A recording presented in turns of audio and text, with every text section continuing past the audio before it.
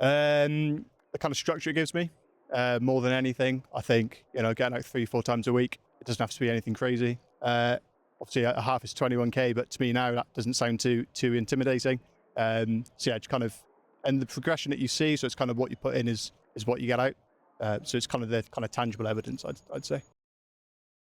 My name's Hugh. I'm from Newport in South Wales. Newport in South Wales. So you've travelled quite far to get here. I have, yeah. Have you come here specifically for the race? Yeah, that's it. So I came over on Friday, head back tomorrow morning, Monday morning, sorry. Nice. So yeah, looking forward to. And what do you think of Lago Maggiore so far? Really cool. I haven't gone around the actual lake yet. I'm staying up in Bovino now.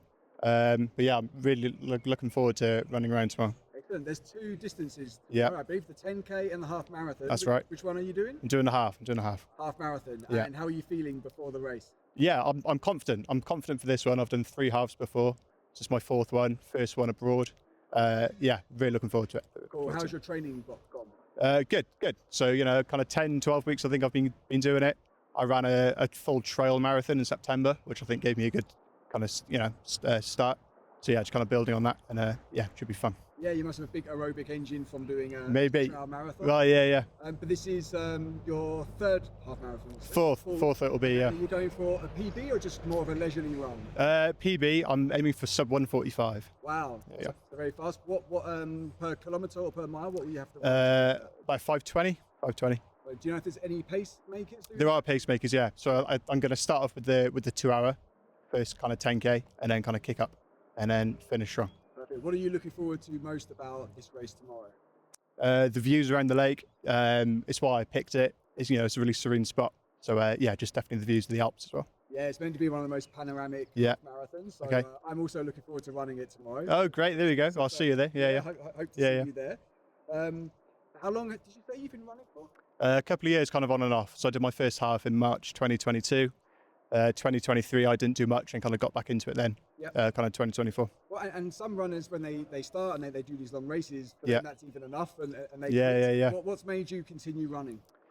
The kind of structure it gives me, more than anything, I think, getting out 3-4 times a week, it doesn't have to be anything crazy. Obviously a half is 21k, but to me now that doesn't sound too intimidating.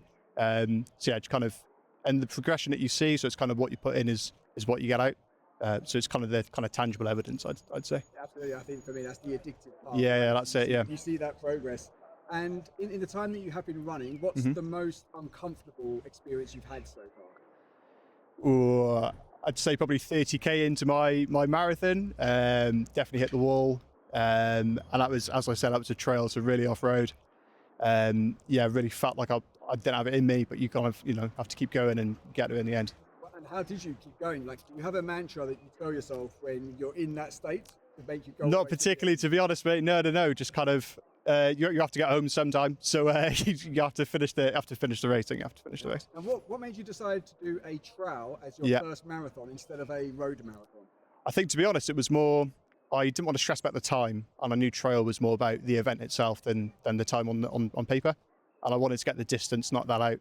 I think I prefer trail running anyway. I live in quite a rural spot, so by nature, I'm kind of trail running more than road running. Yeah. So this would be quite interesting for me as well.